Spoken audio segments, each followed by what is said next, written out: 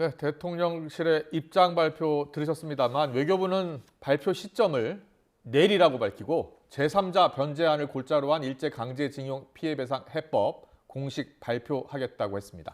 지난 2018년 대법원 판결 이후 4년 넘게 이어져 온 한일 최대 현안의 첫 해법이 도출되는 셈인데요. 취재기자 연결해 자세한 내용 들어봅니다. 한현희 기자. 네, 통일 외교 안보부입니다. 내일 발표하는 강제징용 피해배상 해법 어떤 내용이 담길 것 같습니까? 네, 행정안전부 산하 강제동원 피해자 지원재단이 재원을 조성해서 대법원 확정 판결을 받은 피해자들에게 배상금에 준하는 금액을 우선 지급하는 내용이 담길 것으로 보입니다. 이른바 제3자 변제를 통한 방식이라고 할 수 있는데요.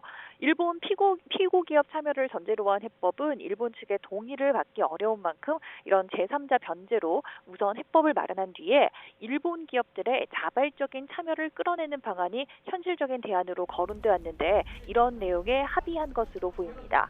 판결금을 지급할 재원은 1965년 한일 청구권 협정에 따라 청구권 자금 수혜를 입은 국내 기업이 출연하는 방향으로 사실상 합의가 이뤄진 것으로 알려졌는데요.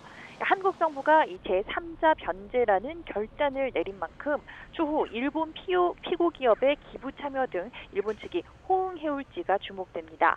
내일 발표는 박진 외교부 장관이 우리 정부를 대표해서 진행할 계획인데요.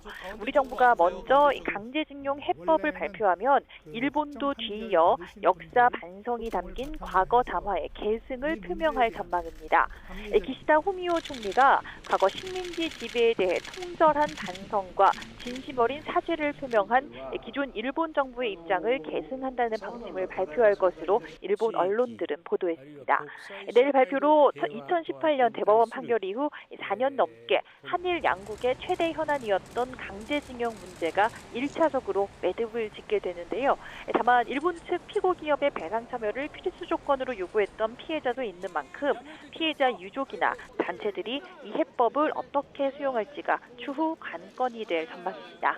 지금까지 통일 외교 안보부에서 YTN 한현입니다.